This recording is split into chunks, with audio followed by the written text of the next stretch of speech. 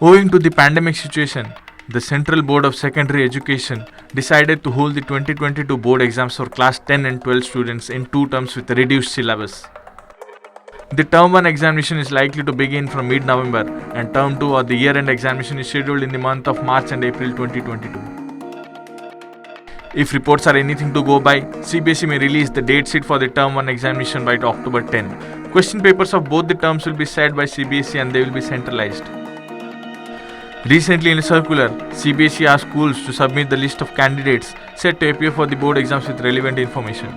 The deadline for this has been set for September 30 so that CBSE could soon start the examination process.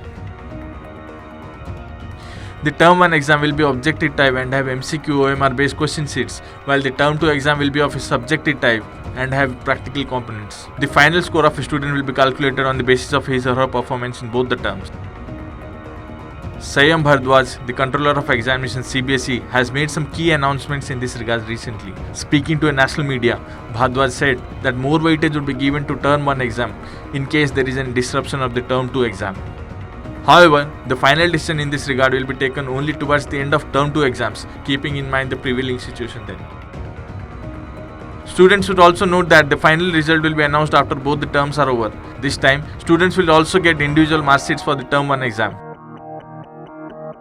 Reports further suggest that in case schools open around February or March, even if they are closed during November-December because of the pandemic, more weightage will be given to the Term 2 exam.